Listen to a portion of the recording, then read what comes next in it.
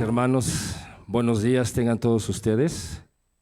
Sean bienvenidos a esta su iglesia cristiana remanente, que es la iglesia que nuestro Señor Jesucristo ganó con su preciosa sangre. Bienvenidos todos en esta mañana de domingo 24 de septiembre. Invitamos a los que están ya por allá a que tomemos nuestro asiento. Y hermanos, en esta mañana me gustaría que me acompañen en una oración para agradecer al Señor y poner todo lo que se llevará a cabo en esta mañana en sus hermosas manos. Inclinemos nuestro rostro, por favor. Eterno Dios, te alabamos, Padre Santo, Padre bendito. Cuántas gracias te damos por el privilegio, Señor, de ser llamados tus hijos. Gracias por regalarnos un día más. Gracias, Dios, porque en ti todas las cosas son posibles. Todo lo tenemos en ti, Señor. Te pedimos, Padre, porque todo lo que se lleve a cabo en esta mañana, los estudios, la escuela dominical, pero sobre todo, Padre, por la predicación, la exposición de tu palabra, que penetre, Señor, en nuestros corazones, que haga mella en los corazones de aquellos también que aún no te han reconocido, Señor. Bendice a nuestro hermano Jonathan, guíalo, Señor, a través de tu palabra, de la verdad y tu Espíritu Santo. Oramos, Padre, también por aquellos que han de venir. En esta mañana, Padre, en especial queremos darte gracias porque estamos todos juntos reunidos para alabar tu santo nombre, Señor. Quiero pedirte también por nuestros hermanos Connie y Juan Salazar. El día de ayer su hijo Darío tuvo un accidente. Gracias, Padre, por tu infinita gracia, porque él salió ileso. Pero te pedimos que esto, Señor, lo utilices para seguir obrando en el corazón de Darío, Señor, y que sea confirmado por ti ese llamamiento, Señor. Gracias, Dios, gracias por mis hermanos presentes y gracias por todo lo bueno que recibimos de ti. En el nombre de Cristo Jesús oramos. Amén. Y hermanos, en esta mañana me gustaría que me acompañen a la lectura bíblica y vamos a dar lectura al capítulo 26 de Isaías, capítulo 26 del libro de Isaías, si son tan amables de ir a sus Biblias. Capítulo 26 de Isaías es un cántico que el profeta Isaías aquí nos regala, un cántico a la esperanza que busca transmitir una sensación de calma y seguridad bajo la protección de Dios ante todas las adversidades que acechan nuestras vidas. Aquí el autor lanza un mensaje de esperanza a todos aquellos que somos fieles al Señor, porque no hay nada más grande que el amor de Dios, y sabemos que la paz es el sentimiento más buscado por la humanidad, sobre todo esa paz interior. Vamos a dar lectura al capítulo 26 de Isaías. Sigan con sus ojos, por favor. La palabra del Señor dice así: en aquel día cantarán este cántico en tierra de Judá. Fuerte ciudad tenemos, salvación puso Dios por muros y antemuro. Abrid las puertas y entrará la gente justa, guardadora de verdades. Versículo 3, tú guardarás en completa paz a aquel cuyo pensamiento en ti persevera, porque en ti ha confiado. Confiad en Jehová perpetuamente, porque en Jehová el Señor está la fortaleza de los siglos. Porque derribó a los que moraban en lugar sublime, humilló a la ciudad exaltada, la humilló hasta la tierra, la derribó hasta el polvo.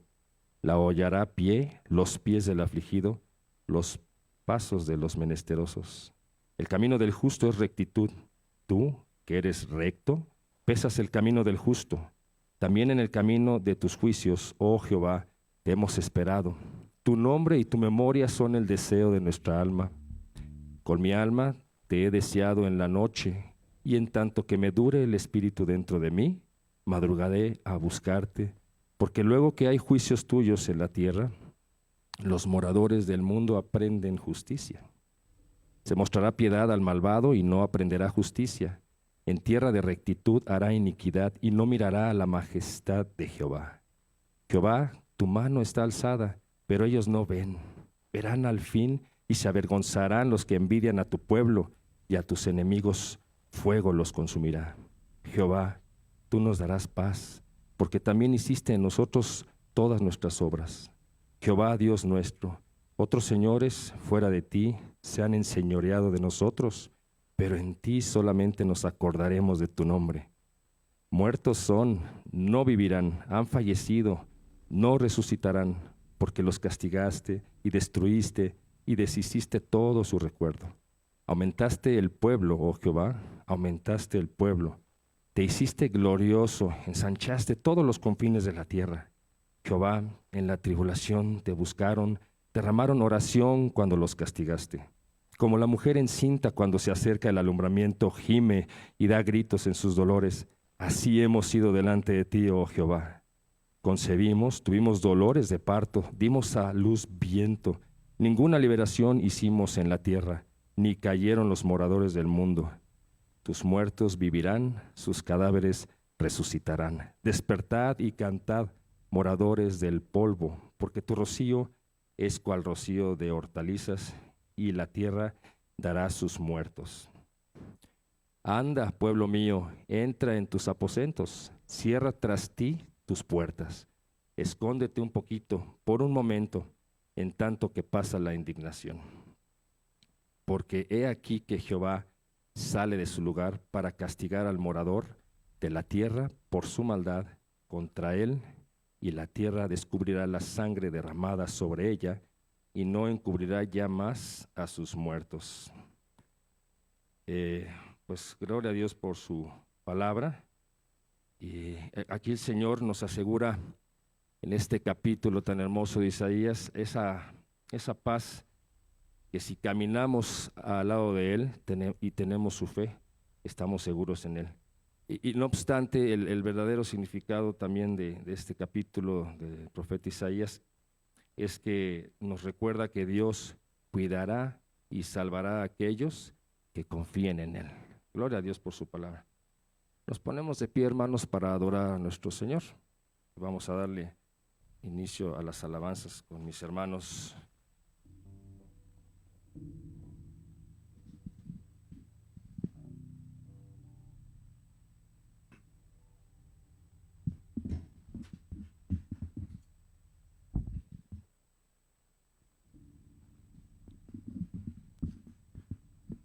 Buenos días, hermanos. El primer canto se titula Hay libertad. Amén.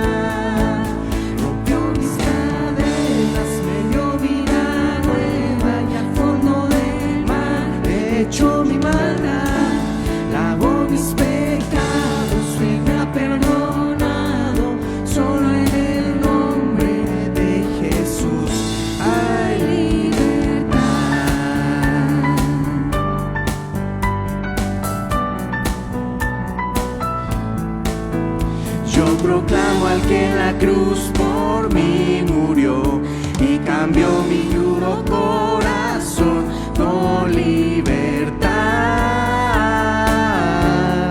libertad. El poder de su evangelio me salvó y no me avergüenzo del Señor, y libertad.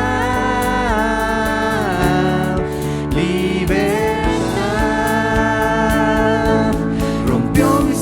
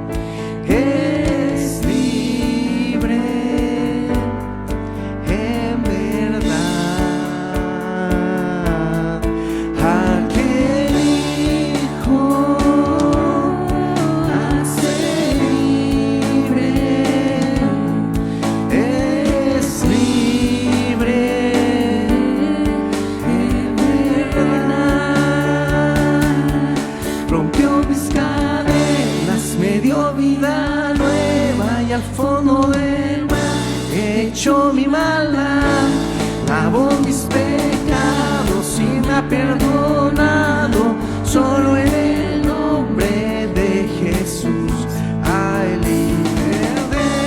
Me dio vida, fondo del mar, echó mi maldad, lavó mis pecados y me ha perdonado. Solo en el nombre de Jesús hay libertad.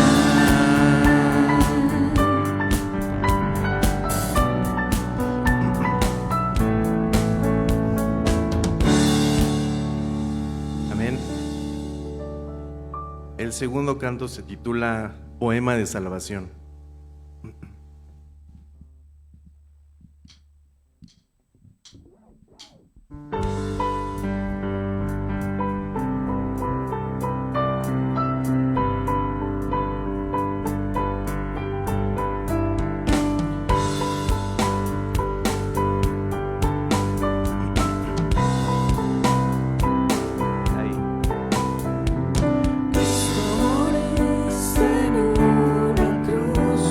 resucitaste con poder, perdona mis pecados hoy, sé mi Señor y Salvador. Cámbiame y hazme otra vez y ayúdame a serte fiel. Cámbiame y hazme otra vez, ayúdame a serte fiel.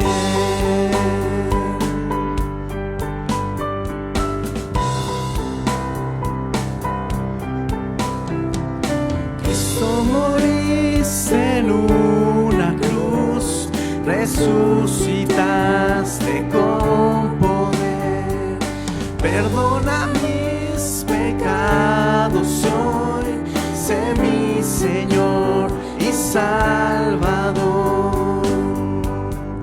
Cámbiame y hazme otra vez, ayúdame a serte fiel. Cámbiame y hazme otra vez, ayúdame a serte fiel. Cámbiame y hazme otra vez, ayúdame a serte fiel. Cámbiame y hazme otra vez, ayúdame a serte fiel.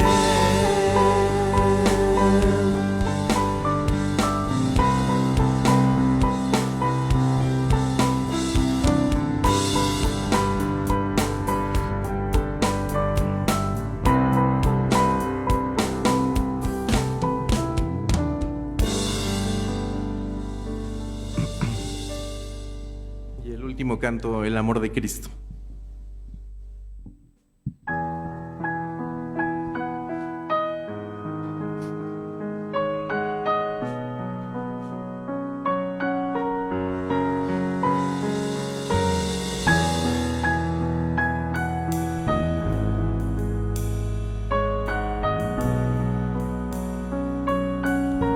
Profundo es el amor de Cristo,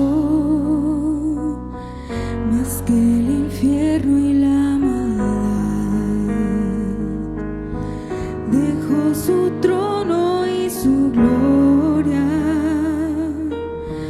para traernos hacia Él. Más ancho es el amor de Cristo,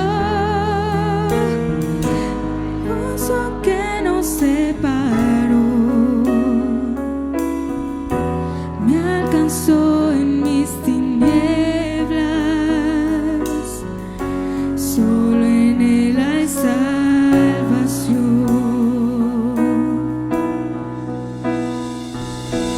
Más profundo que el mar, más allá del cielo está tu amor,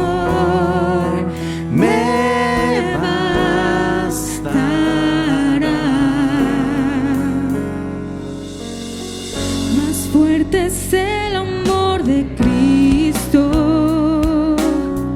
que mi enemigo más feroz me sostiene en la tormenta. Las aguas no me cubrirán. Me guiará el amor de Cristo. En el más hondo valle aquí me pastoreará por siempre y me guarda junto a Él. Más profundo que el mar, más allá del cielo está tu amor, me bastará.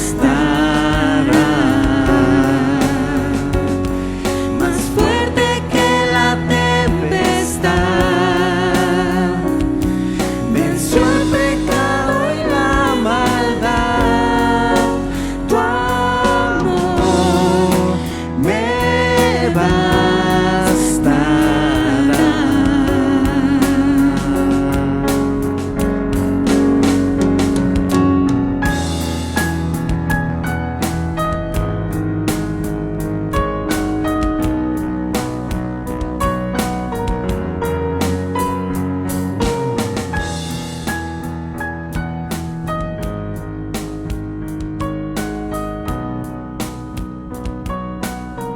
Más dulce es el amor de Cristo,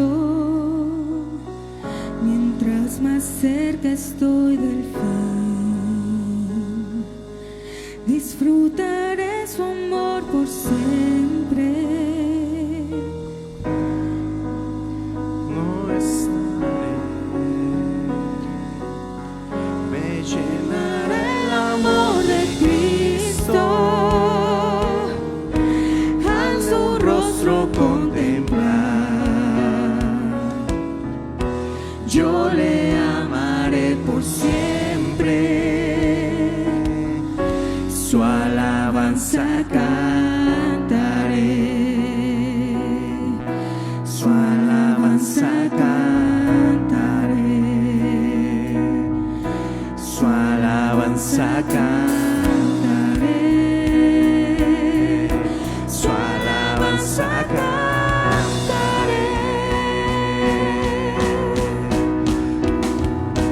Más profundo que el mar, más allá del cielo está tu amor, me bastará. Más fuerte que la tempestad, venció el pecado y la maldad. Tu amor me bastará.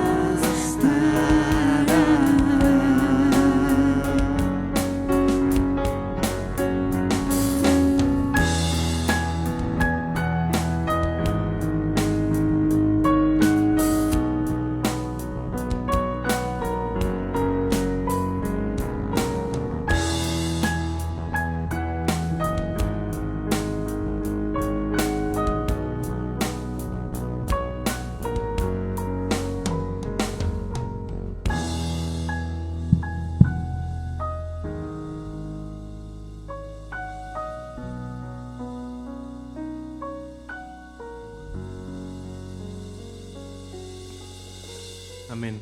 Pueden tomar sus asientos.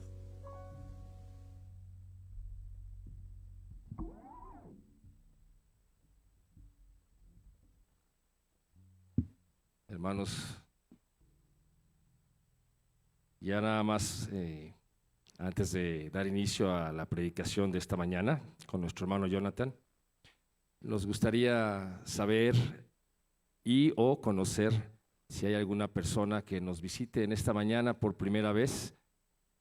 Nos gustaría conocerle para acercarnos, para darles la bienvenida. ¿Hay alguien en este recinto que nos visite por primera vez en esta mañana? Si gusta levantar su mano, por favor. ¿Alguien nuevo por allá? Todos somos de casa en esta mañana. Bueno, vamos a invitar a los pequeñines, a nuestros niños que pasen a la escuelita dominical, por favor. Y a las hermanas que están encargadas de la escuelita, que se los lleven, por favor. Pues hermanos, preparemos nuestro corazón para recibir el mensaje que nuestro Señor tiene en esta mañana para nosotros. Y me adelanto, vayan abriendo sus Biblias en el Salmo 11. Demos la bienvenida a nuestro amado hermano Jonathan Godoy. Gracias.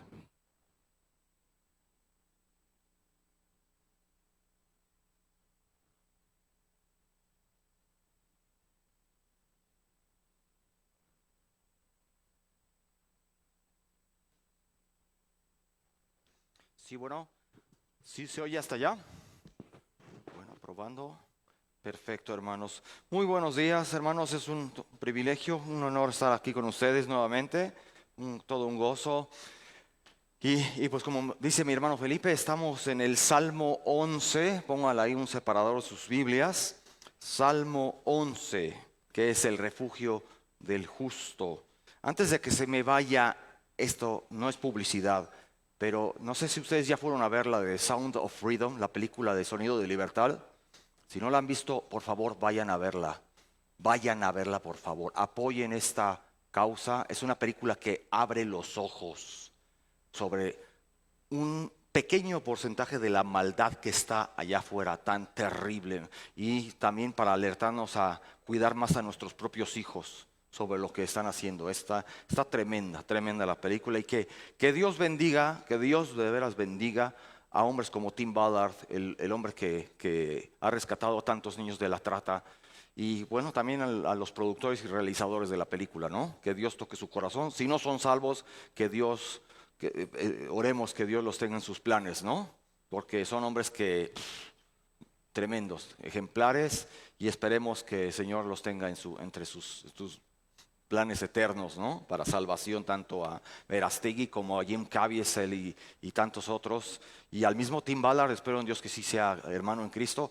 No lo sé, pero híjole, no cualquier hombre se avienta a hacer estas cosas, a hacer estos rescates con estas convicciones tan tremendas. Así que oremos por ellos y apoyémoslo con producciones de ahora que sí valen la pena. En medio de tanta película basura y tantas series basura, de veras vale la pena. Es de lo poco que vale la pena ver, incluyendo pueden ir a verla con los niños, No tiene nada explícito, todo está cuidadosamente bien hecho para que solamente el adulto le entienda ciertas cosas y el niño no sabe.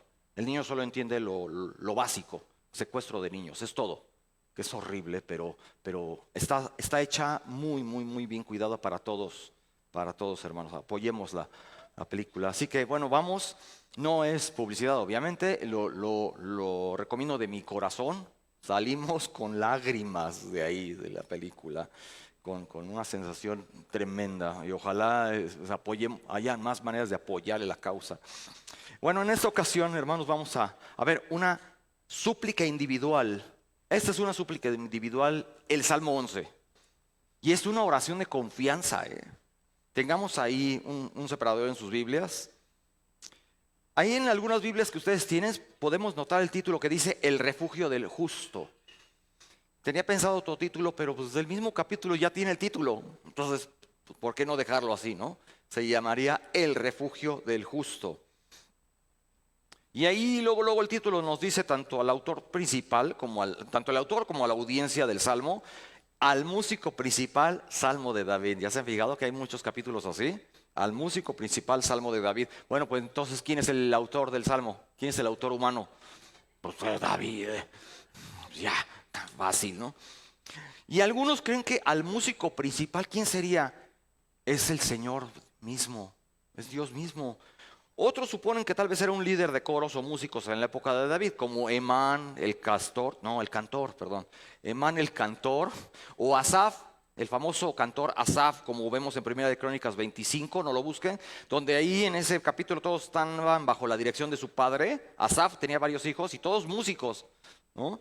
en la música en la casa de Jehová, con címbalos, salterios y arpas para el ministerio del templo de Dios, hermanos. Pues este salmo nos muestra, entre muchas otras cosas, cómo orar y reaccionar frente a consejos equivocados. Si quieren anotarlo, este salmo nos ayuda y nos muestra cómo orar y reaccionar frente a consejos equivocados. Frente a consejos equivocados. Pues tales consejos pueden venir de amigos con buenas intenciones de ayudar, o bien de opositores que desean hacer caer al siervo de Dios, pero disfrazados de amigos, puede ser. ¿No sabían? Así que leamos todo el Salmo 11, hermanos. Así dice la palabra de Dios. En Jehová he confiado. ¿Cómo decís a mi alma que escape al monte cual ave? Porque he aquí los malos tienden el arco, disponen sus saetas sobre la cuerda para saetear en oculto a los rectos de corazón. Si fueren destruidos los fundamentos, ¿qué ha de hacer el justo? Jehová está en su santo templo, Jehová tiene en el cielo su trono, sus ojos ven, sus párpados examinan a los hijos de los hombres. Jehová prueba al justo, pero al malo y al que ama la violencia, su alma lo aborrece. Sobre los malos hará llover calamidades, fuego, azufre y viento abrasador será la porción del cáliz de ellos. Porque Jehová es justo y ama la justicia, el hombre recto mirará su rostro. Qué preciosidad, hermanos. Amén. ¿Cuándo se escribió este salmo? Bueno, aproximadamente ha de haber sido por ahí del 980 antes de Cristo. Por ahí del 980 a.C. Estamos en la época de la monarquía, en este caso pues bajo el reinado del rey Saúl, ¿no? Y el capítulo puede reflejar un episodio en la vida de David, ¿no? Es muy posible que lo haya el mismo David lo haya escrito al mismo tiempo de lo que él estaba viviendo con Saúl en el capítulo 18 del primer libro de Samuel. Tomen en cuenta eso, no lo vamos a ir a leer, pero si quieren ustedes saber más, ustedes en sus casas lo leen. Primero de Samuel 18, ahí está toda la historia. Y también el capítulo 19, es cuando Jonatán y David hacen esa amistad y él le ayuda mucho a huir de su propio padre, ¿no? Qué triste. Pero en esta ocasión pensamos que posiblemente se refiere a el capítulo 18 del primer libro de Samuel. Los que han leído la historia recordarán como desde el día en que mató David a Goliat, desde el día en que lo derrotó, Saúl le comienza a tener mucha envidia, ¿sí o no? Y es que cuando el ejército regresa de la batalla, las mujeres salen al recibir al rey, el rey todo pomposo, y en sus danzas y cantos decían en el verso 7, Saúl hirió a sus 1000 y David a sus 10,000. Ya me imagino la cara de Saúl ahí. Saúl hirió a sus 1000 y David a sus 10,000.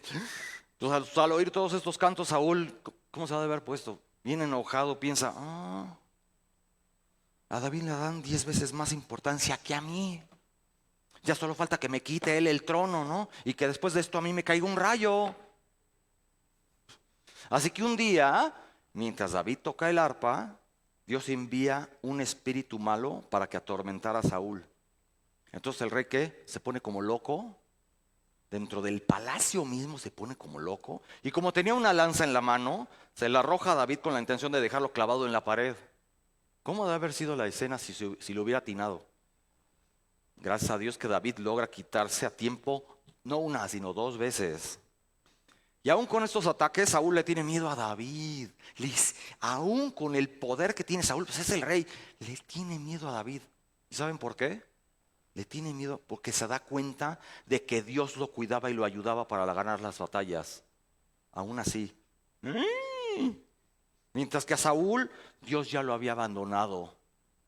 El miedo no anda en burro. ¿Qué es lo que hizo Saúl entonces? Envía a David a otro campo de batalla poniéndolo al frente de 1000 soldados a ver si así moría en combate. Una operación muy cobarde de parte de Saúl. Muy cobarde para deshacerse de él por fin. En fin, volviendo al Salmo, nuestro pasaje es muy útil y apropiado para toda situación en que personas o poderes espirituales se oponen al creyente o a la iglesia también. Así que vamos a dividir este Salmo en 2 partes. ¿Qué les parece? 1, el consejo del temor y otro, la respuesta de la fe. Primero vamos al primer punto, el consejo del temor. y luego la respuesta de la fe. Primer punto, el consejo del temor. Aquí David reacciona al consejo de sus amiguitos de cómo huir. Versículo 1, miren cómo empieza el salmo. Nada más cómo empieza. En Jehová he confiado. Confiado se traduce del hebreo causá, que también significa esperar. En Jehová he esperado. Asegurarse también el hebreo dice eso. Causá es asegurarse. En los años antes de que tomara el trono de Israel, David vivió la vida de un fugitivo, de un auténtico fugitivo. ¿Qué hacía el rey Saúl? Lo perseguía y vivía en peligro constante. Y en esos días sus amigos le aconsejan que escape al monte Cualabe. Ahí mismo en el pasaje está, que escape al monte Cualabe. Sus amiguitos tenían buenas intenciones, pero David sabe que no es lo correcto. Salmo 141:8 nos dice, Salmo 141:8, porque mis ojos miran hacia ti, oh Dios, Señor, en ti mi refugio, no me desampares. Así que David no cae en la trampa del consejo equivocado porque confía en el Señor. Y esa confianza se basa en fundamentos firmes. Fundamentos firmes, ¿cuáles son? Son el carácter y la naturaleza de Dios. David lo conocía muy bien. Por ejemplo, Proverbios 6:5 nos da un sabio consejo para librarnos de problemas, pues con gente nociva. En este caso, Proverbios 6:5 dice, líbrate como la gacela de la mano del cazador y como ave de la mano del que caza.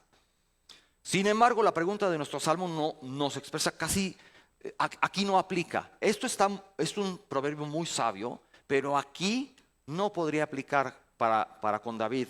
Porque fíjense bien cómo David expresa casi una indignación en la respuesta a sus amigos. Vean, ¿cómo decís a mi alma que escape al monte Cualabe?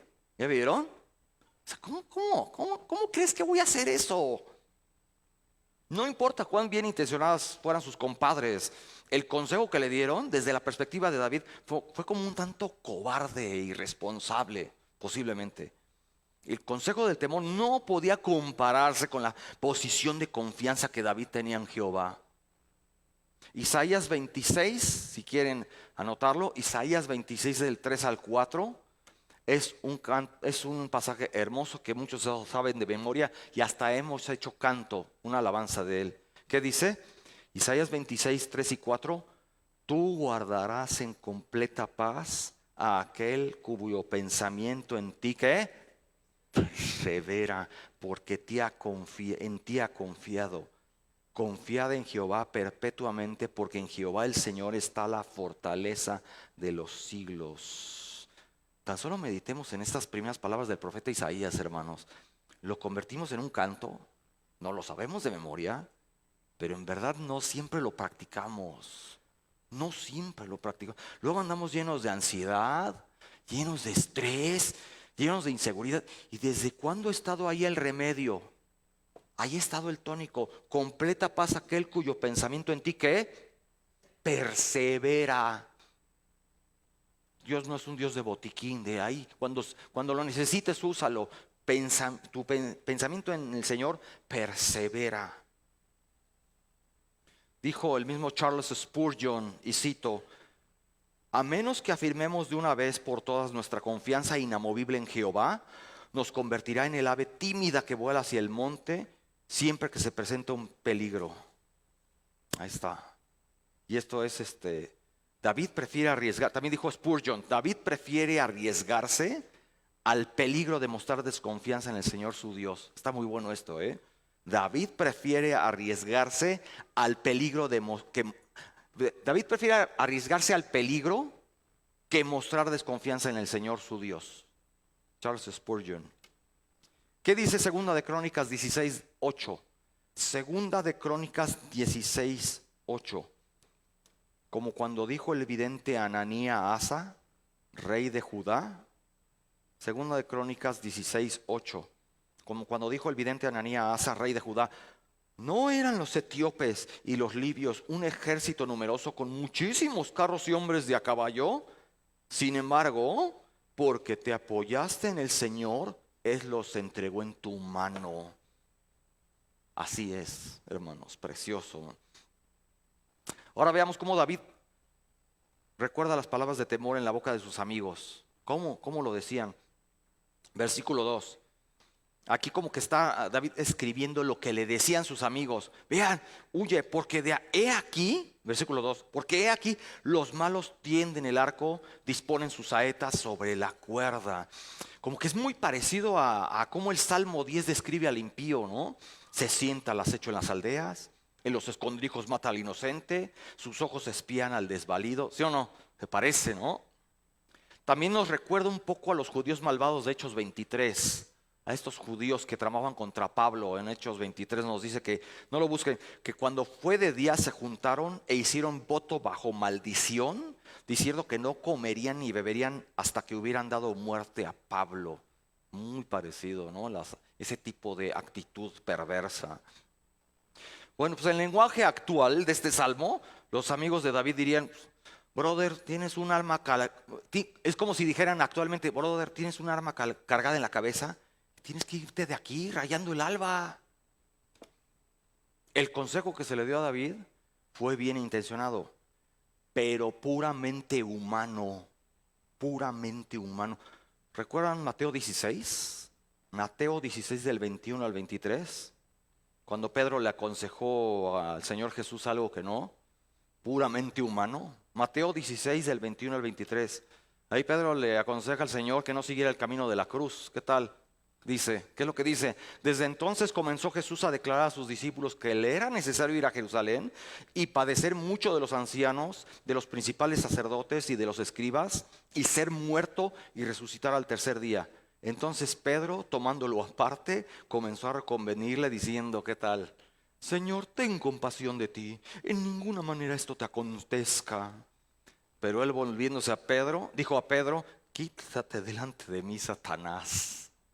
Me eres tropiezo, porque no pones la mira en las cosas de Dios, sino en las de los hombres. Pedro aquí tenía buenas intenciones, ¿no? Pero quizás ni él sabía que estaba siendo utilizado por el diablo. Así que el salmista empieza afirmando su fe en Jehová y después habla de los detractores. Lo están aconsejando que huya. Sus amigos le están aconsejando que se pinte, pues ya todo está perdido. Mejor es abandonar la lucha y salvar su propia vida. Eso le dicen. ¿Cuántas veces el siervo de Dios en la batalla espiritual no está tentado y aconsejado a veces de seguir la misma sugerencia equivocada y, si es posible, tirarlo a toalla? Ya, hombre, ya. Voy a tirar la toalla. Voy a dejar todo. Nada tiene sentido, ¿no? Ya en un momento de depresión. Ya, ¿qué caso tiene? Ya, voy a huir. Voy a hacerme anónimo. ¿Qué sigue con el pasaje, hermanos? Para asaetear en oculto a los rectos de corazón. A los rectos de corazón. Asaetear se traduce del hebreo yahurrah, que también es tirar, echar, derribar. Eso es asaetear, derribar. Aquí los amigos de David están tratando de hacer que tenga miedo de un ataque secreto. Miedo de un ataque secreto. Como si le dijera: mira, cuando menos te lo esperes, o cuando estés dormido, Saúl mandará a sus arqueros y todos te van a atravesar. Así que píntale. Algo así le están diciendo a sus amigos. A veces el consejo, hermanos, en vez de darnos mayor seguridad, incrementa nuestros miedos. A veces es así. Cuando tememos las cosas que no podemos ver ni predecir, realmente estamos caminando con miedo. Es posible que los amigos de David hayan estado usando un elemento de manipulación aquí. Es posible, que hayan estado exagerando las cosas. Es posible que hayan razonado así de una manera como: mira, por su propio bien tenemos que sacar a David de aquí. Es posible que hayan exagerado un poco las cosas para que él haga lo correcto, ¿no? Pero no era justificado. La manipulación, hermanos, nunca es correcta, incluso si es por una buena causa. No es lo correcto. Incluso admitámoslo nosotros mismos, hermanos. Nuestros mismos consejos a otros pueden ser nocivos, porque no sabemos más contexto, y ahí nomás estamos hablando, hablar por hablar, ¿no? Siempre debemos tener cuidado con los consejos que damos a los demás. Procurar que nuestro consejo sea sabio. Y si es bíblico, mucho mejor. Y mencionaré tan solo dos ejemplos de este tipo de consejos. Primer caso, simplemente podemos tener demasiada confianza en nuestra propia percepción de una situación. Un ejemplo, el amigo de Job le dijo con confianza en Job 15:17, sus amiguitos, ¿qué tal? Escúchame, yo te mostraré y te contaré lo que he visto, le dice. Pero estaba equivocado, no sabía nada. Nuestras intenciones pueden ser buenas, pero el consejo es incorrecto. Segundo caso, a veces nuestros consejos pueden estar guiados por el chisme. ¿Sí o no? Por el chisme y por nuestras propias emociones. Y no es un consejo que se alinea a la palabra de Dios, ni termina edificando al que nos oye. A veces, hermanos, hay veces en las que debemos dar consejos solamente si nos lo piden. Y en otras palabras, y lo digo en el sentido más respetuoso, hermanos, debemos ocuparnos de nuestros propios asuntos y no ser entrometidos. También, como las viudas jóvenes ociosas, a las que Pablo criticó duramente en 1 Timoteo 5, ¿recuerdan? Las que dice Pablo que solo andaban de casa en casa, entrometidas. Entonces, también Pablo escribió a los tesalonicenses en su primera carta, 4:11, si quieren buscarlo.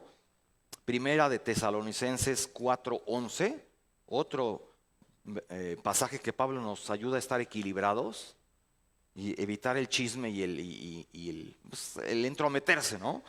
Primera de Tesalonicenses 4:11, ¿qué es lo que le dice Pablo a los creyentes de la iglesia de Tesalónica?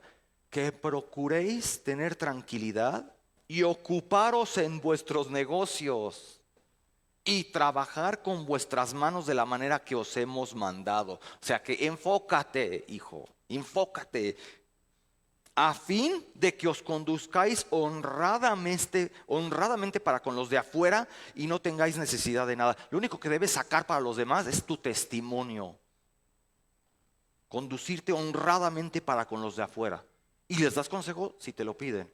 O si es necesario ayudar, pero bíblicamente, ¿no? Y no tengáis necesidad de nada. Seguimos, continuamos con nuestro pasaje, hermanos, del Salmo 11, versículo 3. Si fueren destruidos los fundamentos, ¿qué ha de hacer el justo? Este salmo en verdad es rico en su construcción literaria, Fíjense bien, si fueren destruidos los fundamentos, ¿qué ha de hacer el justo? Los fundamentos pueden referirse a personas líderes, pueden ser líderes, o a los principios, o a la ley y el orden, ¿no? Que siempre son importantes. Esos son los fundamentos.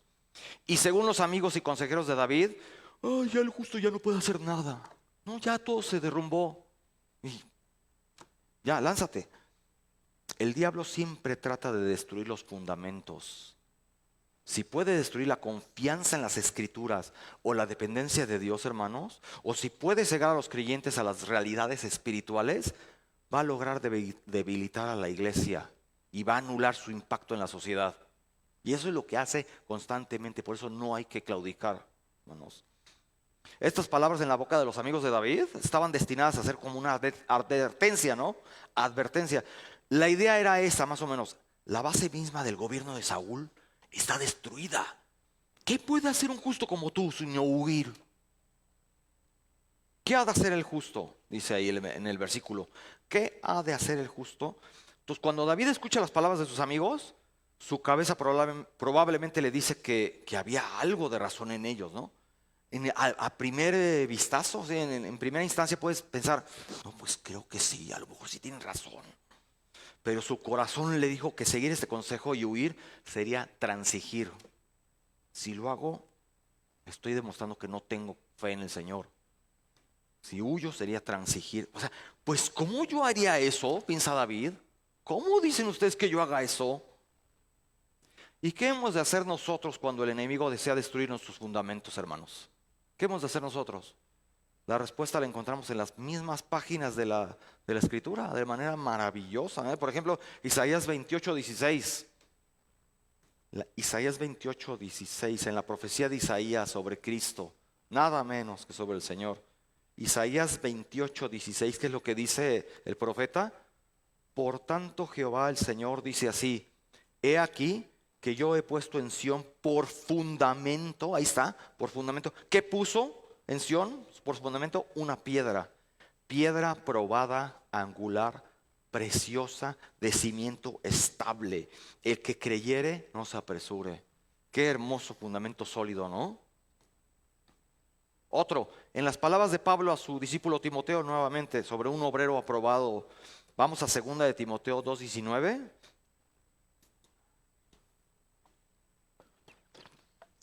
También muchos se saben este pasaje. 2 de Timoteo 2:19, dice Pablo: pero el fundamento de Dios, ¿qué? Está firme, teniendo este sello, ¡pam! Conoce el Señor a los que son suyos. Ahí está el privilegio. El fundamento del Señor está firme, tengo paz en Él. Conoce el Señor a los que son suyos, tengo paz en eso. Y ahora viene la responsabilidad. ¿Qué dice Pablo? Apártese de iniquidad todo aquel que invoca el nombre de Cristo. Así era Pablo, ¿eh? Te da la teología, la doxología y luego la práctica. Conoce el Señor a los que son suyos, pero ahora tú, apártate de iniquidad si invocas el nombre de Cristo. Pasemos al segundo punto, hermanos, la respuesta de la fe. Segundo punto. Ahí como David responde recordando dónde está Dios. Punto 2, la respuesta de la fe. Versículo 4. Jehová está en su santo templo. Aquí probablemente David tenía en mente tanto el templo del Señor en la tierra, que era el tabernáculo, ¿recuerdan? El tabernáculo, como también el templo del Señor en el cielo, en el sentido espiritual. Puede estar refiriéndose a cualquiera de las dos cosas. Por ejemplo, Salmo 103:19 dice: el Señor ha establecido su trono en los cielos y su reino domina sobre todo. O ambos sentidos se refería a David. Ojo, hermanos, que todavía no existía el templo de Jerusalén. ¿Por qué creen? Todavía no existía el templo de Jerusalén, porque lo mandó a construir su hijo Salomón, muchos años después. Todavía no existía. El proyecto de construcción de este gran templo estaba ya en planes desde el tiempo de cuando David ya era rey. Es muy cierto, pero no fue sino hasta el 4.º año del reinado de Salomón donde la edificación se llevó a cabo. Hasta el 4.º año del reinado de Salomón. Hasta el año aproximadamente el 952 antes de Cristo. Más o menos como unos 28 a 30 años después de que este salmo fue escrito, es cuando Salomón construye el templo de Jerusalén. Todo el dato de la construcción de este templo lo pueden consultar ustedes en el primer libro de Reyes, capítulo 6. Primer libro de Reyes 6, ahí están todos los detalles, no nos vamos a entretener en eso, pero ahí están los detalles cuando Salomón manda a construir el templo, con todos los detalles arquitectónicos, técnicos, artísticos, una obra de arte increíble, ¿no? Así que regresando al punto, hermanos, aquí lo más seguro es que David se recuerda a sí mismo y a sus amigos: Dios no se ha ido a ningún lado, pues puedes ir a su templo y encontrarte con Él. Eso es lo que está David expresando. Dios no se ha ido a ningún lado, puedes ir a su templo y encontrarte con Él. También pudo haber pensado, en otras palabras, el Señor no se irá a ninguna parte, así que yo tampoco. El Señor no se irá a ninguna parte, así que yo, ¿por qué? Porque sí, yo tampoco. Jehová tiene en el cielo su trono. Trono. ¿Qué habla? Habla del señorío del Señor. Señorío, válgame la redundancia, señorío de Dios sobre todo. Isaías 66:1. ¿Qué dice? Jehová tiene en el cielo su trono. Isaías 66:1. Jehová dijo así: ¿el cielo es qué? Mi trono, y la tierra el estrado de mis pies. ¿Dónde está la casa que me habréis de edificar? ¿Y dónde está el lugar de mi reposo? Como con sarcasmo el Señor, ¿no? Lo que construyes aquí, ¿qué? Pues todo el cielo es mi trono. Esta cita de Isaías, por ejemplo, por darles un dato de Isaías 66:1, esta cita es, por cierto, un pasaje que siglos más tarde usaría Esteban, el mártir, ¿sabían? Esteban, en su famoso discurso ante el consejo en el capítulo 7 de Hechos. No me quiero desviar ni entretener mucho, hermanos, pero vamos a leer solamente de los versos 44 al 51, ¿les parece? Hechos 7. Hechos 7 del 44 al 51. En Hechos 7 es el discurso de Esteban, ¿no? Hechos 7. Y en el 44, ¿qué dice? Aquí les está hablando Esteban a todos, que están crujiendo los dientes de furia, y les dice Esteban: tuvieron nuestros padres el tabernáculo del testimonio en el desierto, como había ordenado Dios cuando dijo a Moisés que lo hiciese conforme al modelo que había visto, el cual, recibido a su vez por nuestros padres, lo introdujeron con José al tomar posesión de la tierra que los gentiles, a los cuales Dios arrojó de la presencia de nuestros padres hasta los días de David. O sea, David, halló gracia delante de Dios y pidió proveer tabernáculo para el Dios de Jacob, mas Salomón le edificó casa. Si bien el Altísimo no habita en templos hechos de mano, como dice el profeta, y aquí Esteban está consultando a Isaías. ¿Qué dice? El cielo es mi trono y la tierra el estrado de mis pies. ¿Qué casa me edificaréis? Dice el Señor. Es exactamente ese pasaje del que tomó Esteban. ¿O cuál es el lugar de mi reposo? ¿No hizo mi mano todas estas cosas? Y cómo remata hacia ellos, hacia los judíos, duros de cerviz e incircuncisos de corazón y de oídos. Vosotros resistís siempre al Espíritu Santo como vuestros padres, y así también vosotros. Qué forma de terminar sus palabras, ¿no? Su discurso durísimo. Ya es cuando crujieron los dientes los judíos de odio. Esos son los versos que tienen relación con Isaías. Y pues Esteban estaba lleno del Señor, empapado, no solamente de manera inspirada, sino documentada. Esteban seguramente había leído la palabra de Dios y la retuvo. Y supo cómo contestar con valentía ante el opositor. Es que eso hagamos siempre, ¿no, hermanos? Estemos siempre preparados de la palabra. Seguimos. David responde recordando lo que Dios ve. Sus ojos ven. Seguimos en el versículo, ¿cuál? Estamos en el 4, ¿verdad? Versículo 4, no nos hemos salido de ahí. Sus ojos ven. Aquí parece una redundancia, ¿no? ¿Cómo que sus ojos? Pues claro que los ojos ven. Pero este antropomorfismo en el verso nos sugiere que Dios distingue entre el justo y el impío. Eso es. Por eso lo dice. Parece redundante, pero está diciendo que Dios analiza. No se le va nada de los ojos. El justo puede sufrir pruebas también, pero son pruebas para purificar su vida. David, por su lado, no necesitaba seguir el consejo del temor, porque Dios estaba viendo su situación. El salmista tiene una causa más grande que la supervivencia, ¿no? Porque sabía que Dios lo estaba mirando y cuidando de él. Sus párpados examinan a los hijos de los hombres. Bueno, aquí párpados, aquí se traduce del hebreo afaf, que también significa los rayos de la mañana. Curioso, ¿no? Los rayos de la mañana examinan a los hijos de los hombres. Podría ser otra traducción. Los párpados de Dios son los rayos de la mañana. O sea, no te escapas, te dan.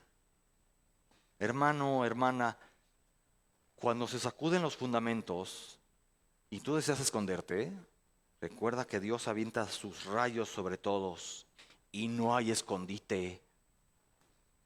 Jeremías 23:24 dice, rápidamente lo leo. Jeremías 23:24, ¿se ocultará alguno, dice Jehová, en escondrijos que yo no lo vea? ¿No lleno yo, dice Jehová, el cielo y la tierra? O sea, ¿qué vas a hacer? ¿Qué podemos hacer? Mejor confiar en el Señor, ¿no? Hebreos 4:13. No lo sabemos este pasaje. ¿Qué tal? Hebreos 4:13. Está fuertísimo. Es para mí uno de los versículos más fuertes que existen. Y no hay cosa creada que no sea manifiesta en su presencia. Antes todas las cosas están desnudas y abiertas a los ojos de aquel a quien tenemos que dar cuenta. Yo no puedo con esto, Pero así es, hermanos. Dios sigue llevando las riendas, ¿no? Su poder no ha disminuido por el curso que hayan tomado los acontecimientos. Nada sucede sin su conocimiento ni su permiso. Cuando usted, hermana, hermano, tenga ganas de salir huyendo, huya hacia Dios. ¿Quieres salir huyendo? Huye, pero al Señor. Él restaurará la justicia y la bondad en la tierra en su tiempo.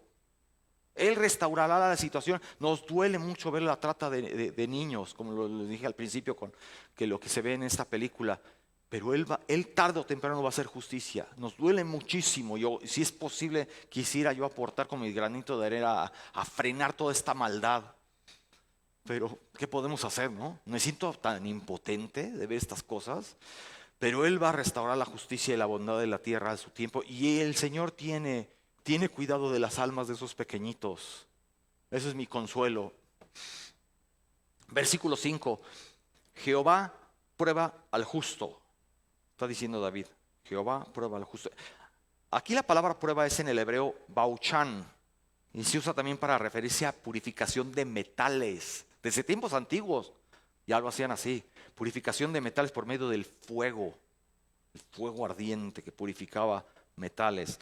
Por ejemplo, en el libro de Zacarías, en el capítulo 13, Zacarías 13, aquí el profeta proclama lo que hará el Señor con su pueblo, ¿no? Justo al comenzar el capítulo, vean, en los versículos 1 y 2. Zacarías 13, 1 y 2. En aquel día se abrirá una fuente para lavar del pecado y de la impureza, ¿ya vieron? Y de la impureza, como los metales que se refinan con el fuego, a la casa real de David y a los habitantes de Jerusalén. En aquel día arrancaré del país los nombres de los ídolos y nunca más volverán a ser recordados, afirma el Señor de los ejércitos. También eliminaré del país a los profetas y el espíritu de impureza, como los impureza de los metales, la impureza espiritual y moral, ¿no? Esto en verdad es una profecía donde el profeta anuncia que habrá un eterno suministro de misericordia, de perdón y de poder limpiador de Dios. Y vean ahí mismo en Zacarías 13, no se vayan, pero ahora vamos hasta los versículos 8 y 9. ¿Qué dice? Versículos 8 y 9.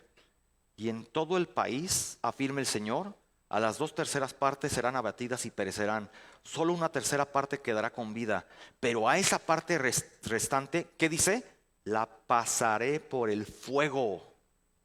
La refinaré como se refina la plata. La probaré como se prueba el oro.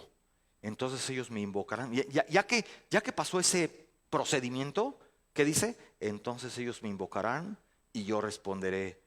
Yo diré, ellos son mi pueblo. Y ellos dirán, el Señor es nuestro Dios. Solo con ese proceso de purificación, ¿no? Es cuando el corazón ya blandito dice, ahora sí, el Señor es mi Dios. Y a lo largo de la historia de Israel, hermanos, cada vez que toda la nación parecía volverse en contra de Dios, Él decía que un remanente justo aún continuaba confiando en Él y le seguía. Y esos creyentes se refinaron como la plata y el oro mediante el fuego, a veces de sus circunstancias difíciles. A veces el Señor metía presión y los hacía sufrir para ver si así clamaban a Dios. Cabezones. A ver si así ya les cae el 20, ¿no? Y a veces hacia nosotros. A veces el sufrimiento es como una jaladita de orejas de Dios. Órale, ya, clama a Él, sacúdete, ¿no? De nuevo David contestó la pregunta, si fueran destruidos los fundamentos, ¿qué ha de hacer el justo? Aquí David respondió, los justos pueden saber que el Señor, como un Dios amoroso, los está probando. Pueden saber que no serán empujados demasiado lejos, ni serán tampoco abandonados. Hay un equilibrio en el Señor, ¿no? Los justos pueden saber que el Señor tiene control. Control. Hermanos, pongámonos la determinación a ser obedientes, a ser parte del remanente de Dios. ¿Sí o no? Así como el pueblo de Israel, propongámonos a ser obedientes para ser parte del remanente del Señor. Y esa pequeña parte del todo que presta sus oídos al Señor y confía en Él a pesar de las circunstancias. Obedezcámosle sin tener en cuenta lo que haga el resto del mundo, que está patas para arriba. Esto puede significar, esto viene incluido pruebas y dificultades en ocasiones, pero así como el fuego purifica el oro y la plata, usted, hermana, hermano, será purificado y vendrá a ser más semejante a Cristo. Esa es la meta. ¿Y ahora qué sigue? Lo que dice David en el Salmo. Pero al malo y al que ama la violencia, su alma lo aborrece. Como ve Dios, no es un observador indiferente, ¿no? Desapegado. A él le importa lo que pasa. Ve al malo y lo aborrece. Ve. Vamos a Proverbios 6. Proverbios 6. Del 16 al 19. Del 16 al 19. 6 cosas aborrece Jehová y aún 7 abomina su alma. ¿Qué son? Puras características de la buena gente, ¿no? Los ojos altivos, y que nosotros también hacíamos, y a veces de vez en cuando cometemos. Los ojos altivos, la lengua mentirosa, las manos derramadoras de sangre inocente, el corazón que maquina pensamientos inicuos, los pies presurosos para correr al mal, el testigo falso que habla mentiras y el que siembra discordia entre hermanos. Son cosas que aborrece Jehová. Incluso en el mundo secular impío la gente reconoce que todo esto es maldad. No podemos vivir en una sociedad así, llena de gente con esta esencia, este pensamiento. Por ejemplo, Isaac Asimov. No sé si ustedes han oído de Isaac Asimov, este escritor de ciencia ficción, escritor y bioquímico americano, dijo una vez: la violencia es el último recurso del incompetente. La violencia es el último recurso del incompetente. Isaac Asimov. El famoso Mahatma Gandhi, ¿no? Este político y pensador de la India, Mahatma Gandhi dijo una vez, y cito: lo que se obtiene con violencia solamente se puede mantener con violencia, ojo por ojo, y todo el mundo acabará ciego.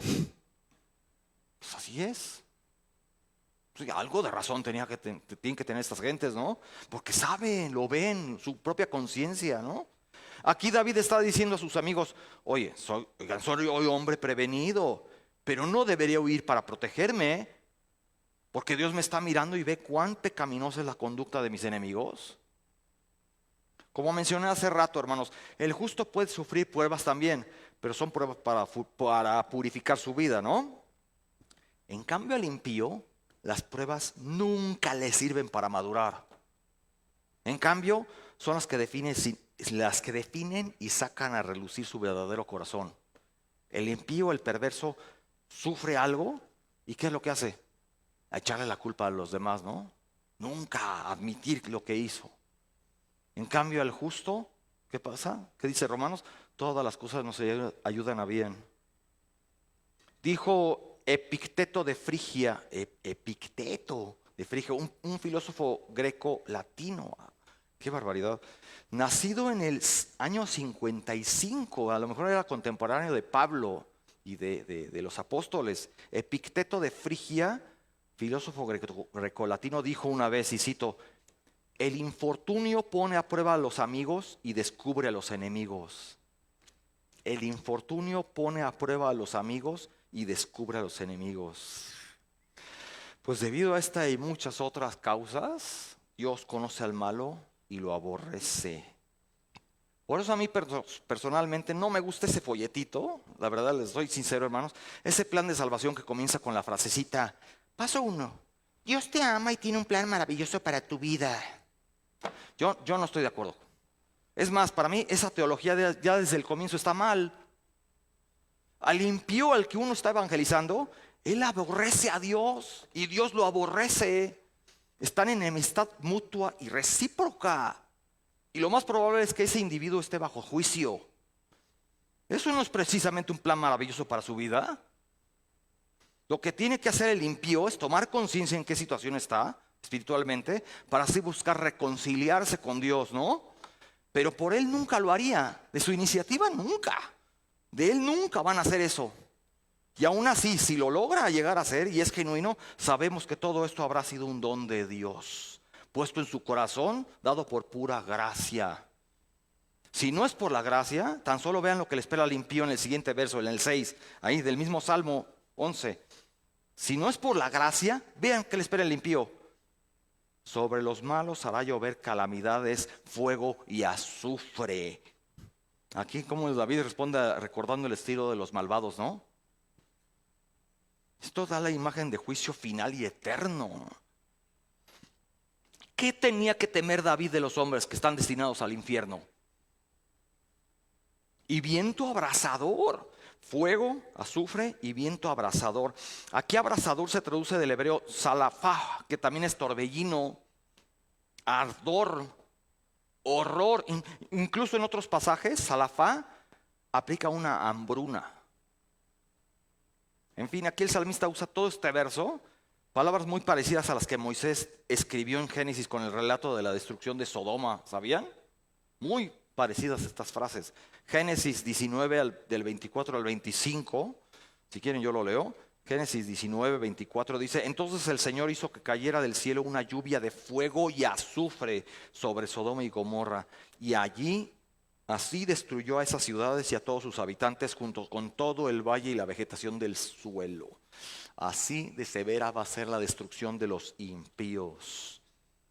Pues esto le daba confianza a David, ¿no? En medio del consejo del temor, ¿sí? Después de todo, si el impío persigue al justo, pues ¿cuánto más perseguirá el Dios justo al impío? Dijo Esquilo de Eleusis, otro poeta trágico con un nombrecito extraño. Esquilo de Eleusis. Ay, híjole. Suena como esquite, ¿no? Esquilo rapar, ¿no? Esquilo de Eleusis del 525 antes de Cristo. ¿Cómo es que capturan estas frases? ¿Cómo es que las conservan? Bueno, Esquilo de Eleusis dijo una vez: ni aun permaneciendo sentado junto al fuego de su hogar puede el hombre escapar a la sentencia de su destino. Mira, la conciencia, ¿no? Ni aun permaneciendo sentado junto al fuego de su hogar puede el hombre escapar a la sentencia de su destino. Así será la porción del cáliz de ellos. Regresamos al Salmo, hermanos. Será la porción del cáliz de ellos. Aquí la porción del cáliz es una figura de la suerte o de destino. La figura esta del cáliz se remonta a la mitología antigua, que supuestamente los dioses celebraban fiestas de bebida, ¿no? En la que se decidía la suerte de los hombres. A veces en el contenido de la copa, a veces habría veneno, y todo ese juego de azar determinaba el destino de uno, según la mitología. La Biblia obviamente no contiene nada de mitología de este tipo, ¿no? Pero quedaban como tales figuras como modismos, ¿no? En el lenguaje de la gente. ¿Sí me explicó? Eran como unos modismos. Es como decir ahorita: me voy a echar en los brazos de Morfeo. ¿Qué estoy diciendo? Según la mitología griega, este ser, Morfeo, fue castigado por Zeus por haber revelado secretos a los mortales a través de sus sueños, ¿no? Pues de su nombre procede la expresión estar en los brazos de Morfeo, que significa tomar una siesta, ¿no? Aquí en México somos más simples, ¿no? El equivalente sería: voy a echarme un coyotito. No le veo mucha mitología a eso, pero bueno. Pues muchos escritores bíblicos estaban conscientes de las historias de las regiones y del contexto donde ellos vivían, ¿no? Mitologías que en su momento en los pueblos paganos eran sus creencias, sus religiones. Por otro lado, hermanos, esto es el cáliz según la mitología. El que menciona David seguramente lo traía en el subconsciente. Pero por otro lado también es profético. Viendo la imagen del cáliz bíblicamente como recipiente de juicio, nos recuerda la oración del Señor Jesús en el huerto, ¿sí o no? Mateo 26:39, la oración que el Señor tiene: Padre mío, si es posible, pase de mí esta copa, o sea, este cáliz, pero no sea como yo quiero, sino como tú. El cáliz representa toda experiencia amarga, ¿no?, que se debe enfrentar, así también como la retribución que a nosotros nos tocaba pagar por nuestro pecado. El cáliz es el dichoso plan maravilloso para tu vida, que en verdad nos merecíamos. Eso es. Nuestro bendito Señor tuvo que beber del cáliz, consciente de que se aproximaba el momento de su sacrificio. El cáliz que Jesús temía era la copa que contenía toda la ira de Dios contra el pecado. La ira que merecíamos, pero Cristo la bebió por nosotros. Y gracias a creer en su sacrificio, vayamos a Isaías 51:22. Isaías 51, 22. Gracias a creer en el sacrificio de Cristo y en su obra redentora, es como en nosotros se cumplen profecías como la de Isaías 51, 22, que dice: así dice tu Señor y Dios, tu Dios que defiende a su pueblo. Te he quitado de la mano la copa, el cáliz que entorpece a los hombres. De esa copa, que es el cáliz de mi furia, jamás volverás a beber. Qué hermoso, ¿verdad?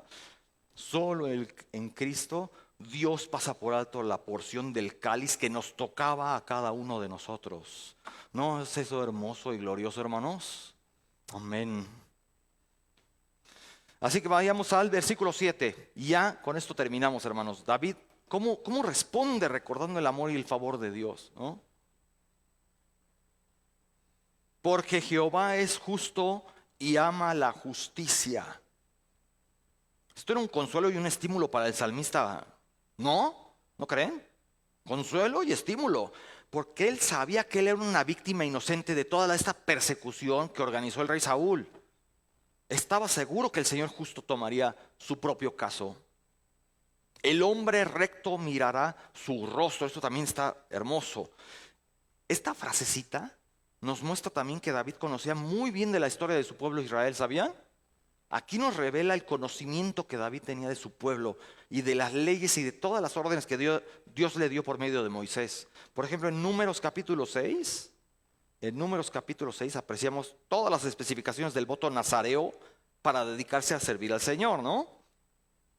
Después de tratar varias causas de contaminación y cómo vamos a responder a mantener la santidad del pueblo de Dios, al final del capítulo, fíjense, Números capítulo 6, pero ya hasta el final del capítulo nos topamos con una bendición sacerdotal preciosa, lindísima, que solían pronunciar al finalizar el sacrificio diario en aquel entonces.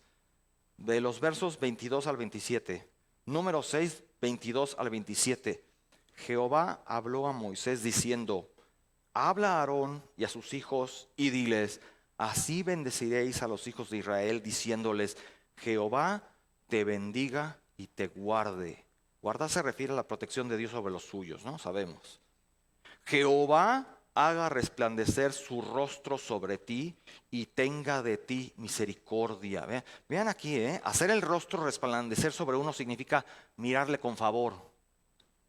El versículo 26, Jehová alce sobre ti su rostro y ponga en ti paz. Levantar hacia uno su rostro quiere decir fijar la atención en uno con un propósito bueno y lleno de gracia. En contraste con la angustia que se experimenta cuando Jehová esconde su rostro.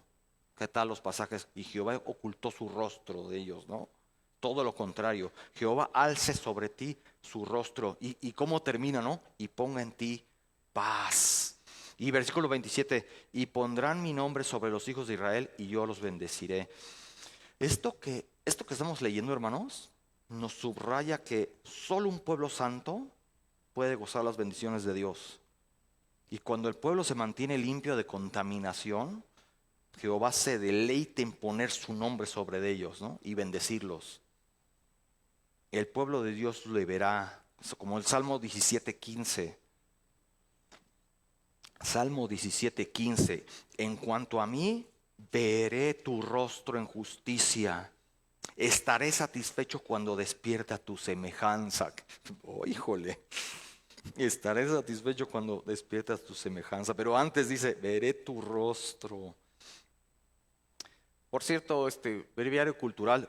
Unos arqueólogos descubrieron en una tumba de Jerusalén un amuleto que viene del siglo VII antes de Cristo. Lo encontraron. Y con esta bendición inscrita, ¿sabían? Con esta frase, esta bendición inscrita, la que acabamos de leer, demostrando a los arqueólogos que ya estaba todo este proceso, todo este ritual en uso común, mucho antes del exilio de Babilonia. Eso lo encontraron. Pero sigan diciendo que la Biblia es un mito. Para expresar aquí la complacencia de Dios para con los justos, tenemos el Salmo 34 15 al 16.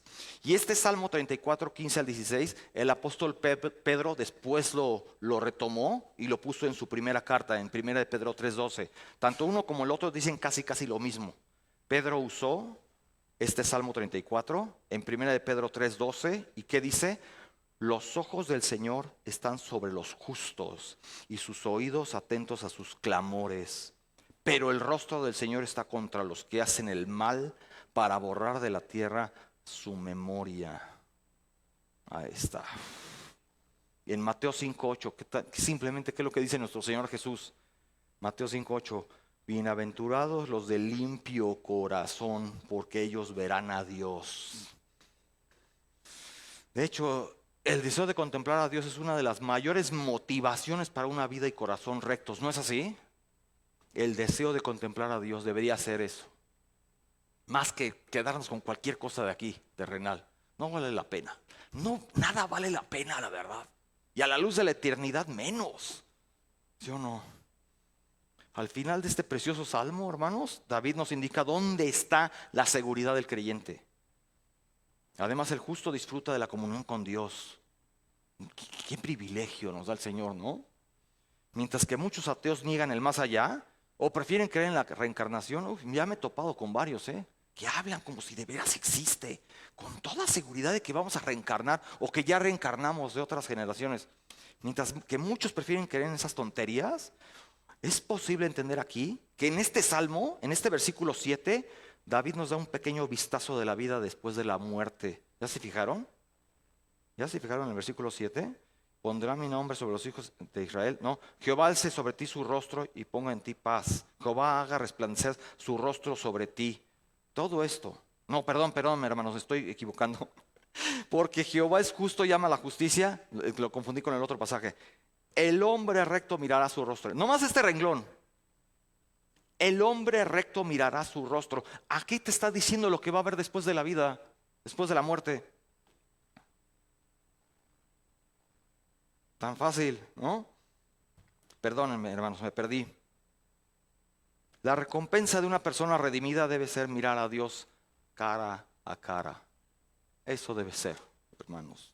Conclusión, hermanos. Dios ve todo y examina a cada persona de este universo.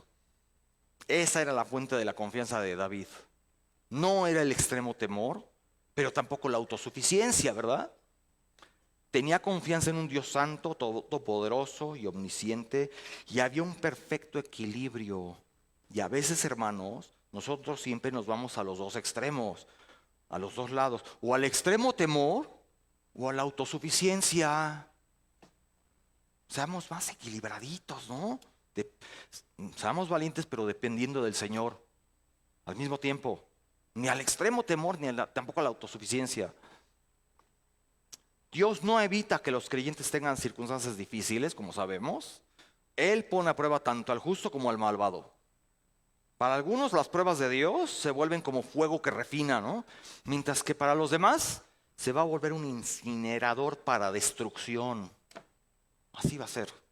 Hermano, hermana, no ignore las pruebas o los retos que surjan en el paso de su vida. Úselos como oportunidades de crecer, como el motorcito, ¿no? Como a veces cuando nos arrancan corajes. Bueno, pues use esa energía que traes ahí, úsala para otra cosa, para algo bueno, úsala para crecer. A David se le preguntó, ¿qué pueden hacer los justos? Y David respondió con otra pregunta, ¿qué no pueden hacer los justos cuando el Señor Dios todavía está en su trono? Tantas cosas que podemos hacer, hermanos. Simplemente regresando a la historia del principio, a la que dimos un rápido vistazo en primer libro de Samuel 18, regresando a la historia, en todo Israel y Judá querían mucho a David porque él era un líder y apuntaba para ser líder. ¿Qué es lo que hizo Saúl? Envió a David al campo de batalla poniéndolo al frente de 1000 soldados para ver si lo mataban, ¿no? ¿Y qué pasó? Ahí vemos en el pasaje. David ganó todas las batallas que sostuvo porque Dios, el Dios justo, lo ayudaba. Oremos, hermanos. Bendito Señor, gracias te damos por esta lección que nos das de valor, de confianza en ti, sobre todo lo que nos revelas en tu bendita palabra, Señor, en ver las cosas desde una perspectiva eterna, Señor, como viéndolo todo desde vista aérea. Y es cuando nos damos cuenta de lo que verdaderamente importa, Señor. Que a veces hasta nuestros propios problemas son nada, son insignificantes comparado con la gloria eterna que nos espera, Señor. Así que nosotros, ¿qué somos, Señor? Somos insignificantes, Señor. Y solamente somos siervos infieles, Señor. Perdona nuestros pecados, perdona nuestras incredulidades y ansiedades y afanes muchas veces, Señor. Y gracias, Señor, porque siempre tú estás ahí con nosotros y nos mantienes y nos pones de pie nuevamente. Gracias por las pruebas que pasemos y que solamente las usemos con sabiduría para crecer. Gracias, Señor, por este bendito salmo y por tantos pasajes que nos hacen madurar una y otra vez, a pesar de que somos muy tercos y tardos para oír, Señor. Pero ahí está tu palabra, que provee todo el tónico, toda la solución a los problemas del pecado, Señor. Gracias por tu palabra. En el nombre de Cristo Jesús. Amén, Señor. Muchas gracias, hermanos.